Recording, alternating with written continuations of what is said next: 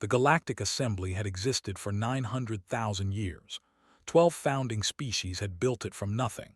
They had created laws that governed 10,000 worlds. They had ended wars that burned across entire star systems. They had lifted primitive civilizations into the stars and guided them toward enlightenment. The Assembly was order itself. It was peace. It was the only path forward for any species that wished to matter in the universe. And for all those centuries, one seat in the Great Hall remained empty. The seat was made of dark stone taken from the first world the Assembly had ever saved. It sat at the far end of the circular chamber, smaller than the thrones of the elder races, but positioned where all could see it. Above it hung a simple holographic marker that displayed a small blue planet orbiting an unremarkable yellow star. Earth. The ambassador remembered when that seat had first been placed. She had been young then, barely 300 years old, when her predecessors had discovered the humans. The Assembly had watched them crawl out of their caves. They had observed them discover fire, create language, and build their first cities. The elder races had smiled at such promise. "They will join us one day," the High Council had declared. "We will guide them as we have guided all others." But the Assembly had rules. Strict rules. A species could only be contacted when they achieved faster-than-light travel through approved methods. They had to demonstrate peaceful intentions by observation drones. They needed to submit a formal request for membership and wait for 3 generations while their society was evaluated. Humanity did none of these things. Instead, humanity did something the Assembly had never witnessed in 900,000 years of galactic history. They broke every rule in ways that should have been impossible. The first sign came when human scientists punched a hole through spacetime itself. They did not discover the gentle fold space technology that the Assembly provided to developing worlds. They did not build the safe warp corridors that had been standard for millions of years. Instead, they tore reality apart and stepped through the wound. The Assembly detected the breach from 12 systems away. The energy signature was so violent that 3 observation stations went offline from the shockwave alone. "This is unstable," the Avi Science Council had warned. "They will destroy themselves within a decade." They did not destroy themselves. Within 50 years, humans had colonized 300 worlds. They moved through space like a wildfire, spreading faster than any species in recorded history. Where other civilizations took thousands of years to establish their first colony, humans built 17 in their first decade. Where other species carefully terraformed worlds over centuries, humans lived in domes and tunnels and floating stations while they worked. They did not wait for perfect conditions. They adapted. They survived. The Assembly watched with growing unease. "We should contact them now," the ambassador had argued. "Bring them into the fold before they cause damage." But the elder races refused. The rules were clear. Humanity had not requested contact. They had not demonstrated peaceful intentions. Their technology was dangerous and uncontrolled. According to Assembly law, they were to be observed but not approached. So the seat remained empty. And humanity kept growing. The second sign came during the Hollow War.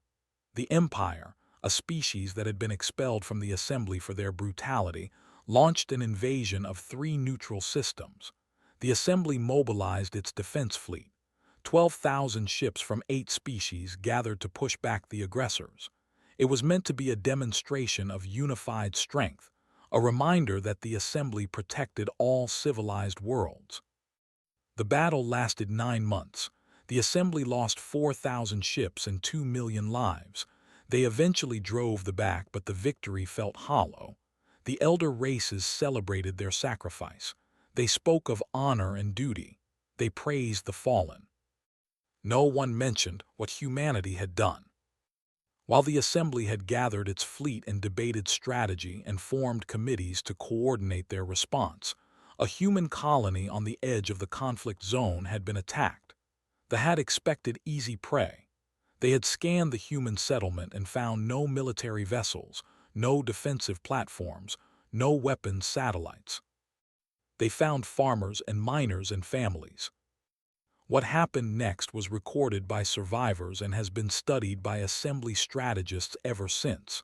The humans did not surrender. They did not flee. They did not call for help from anyone. Instead, they fought. Miners used their drilling equipment to cut through landing ships. Farmers weaponized agricultural drones meant for pest control. Children as young as 12 operated communication relays to coordinate ambushes. Within 6 hours, the human colonists had destroyed the entire invasion force. 2,000 soldiers, 40 landing craft, 3 support vessels that had landed to provide reinforcement. Gone. When assembly observers finally arrived at the colony, they found the humans already rebuilding. They were not mourning or celebrating or waiting for aid. They were constructing new defenses, better defenses. They had learned from the attack, and they would not be caught unprepared again. "They are dangerous," the Avi representative whispered. "They enjoy violence." The ambassador had looked at the humans working in the ruins of their homes. She saw a mother carrying construction materials while her child handed her tools. She saw an old man teaching teenagers how to repair damaged power systems. She saw no celebration. She saw only determination. "No," she had replied, "they simply refuse to die." The third sign came during the silence. Every civilization in the galaxy knew about the silence. It was a phenomenon that occurred once every 40,000 years, when an ancient machine network left behind by a long-dead species activated and sent out a pulse that disrupted all faster-than-light communication and travel. For 6 months, every world was isolated. Every fleet was stranded. Every species was alone. The assembly had protocols for the silence. Stockpiles were maintained. Emergency governments were established. Species that had survived multiple silences knew how to endure. But the silence that occurred 200 years after humanity's emergence was different. During those 6 months of isolation, something attacked the outer colonies of 4 assembly species. No one knew what it was. The attacks came without warning. Entire worlds went dark. When the silence ended and communication was restored, the assembly discovered that 37 billion beings had vanished. No bodies, no wreckage, no explanation. The elder races panicked. They formed investigation committees. They deployed research vessels. They spent decades trying to understand what had happened, but they found nothing. The attacker had come during the silence and had left no trace. Except on human worlds. 12 human colonies had also been attacked during the silence. Unlike the assembly worlds, these attacks had been repelled. The humans had not only survived, they had captured samples of the enemy.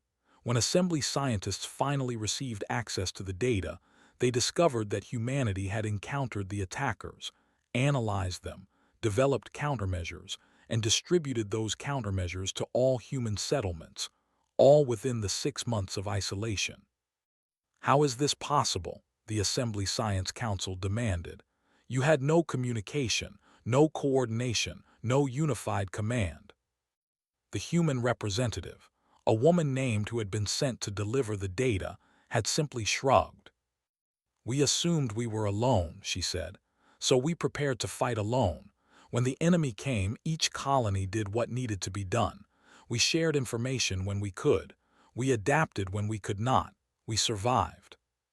She offered the assembly full access to human research on the attackers. She provided weapon designs, defensive strategies, and biological analysis of the enemy organisms. She gave freely what the assembly had spent decades failing to discover. And she asked for nothing in return. "Do you not wish to join the assembly?" the ambassador had asked afterward. "Your seat has been waiting for you." Had looked at the empty chair. She studied the dark stone and the holographic marker showing Earth. For a long moment, she was silent.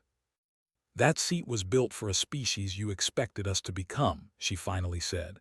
"But we are not that species. We never were. You wanted us to follow your path, to learn your ways, to become like you.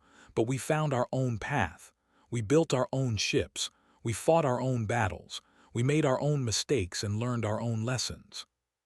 She turned to face the assembled representatives of the galaxy's oldest civilizations. We do not need permission to exist. We do not need validation to matter. We do not need a seat in your hall to know our worth. The chamber fell silent. For 900,000 years, every species that had achieved civilization had come to the assembly eventually. They had all sought acceptance. They had all wanted belonging. They had all needed the approval of the elder races to feel complete. Humanity did not. And in that moment, the elder races finally understood something that they had failed to grasp for 2 centuries. They had built the assembly to guide younger species toward a specific destination. They had created rules and protocols and procedures to ensure that every civilization followed the same path. They had believed with absolute certainty that their way was the only way. Humanity had proven them wrong. The humans had not rejected the assembly. They had simply grown beyond the need for it. They had faced the void alone and had not looked away. They had encountered horrors that even the elder races feared, and they had conquered those horrors without asking for help. They had built something new, something different, something that did not require the approval of ancient civilizations to exist. The ambassador looked at and saw what humanity had become. They were no longer the primitive species that the assembly had first observed climbing out of caves. They were no longer the promising children that the elder races had hoped to guide. They were something else entirely. They were equals, and they had never needed anyone's permission to become so. Left the assembly hall that day without taking the seat that had been reserved for humanity. She walked out into the galaxy that humans now shared with 1,000 other species. She returned to her people and continued the work that they had always done.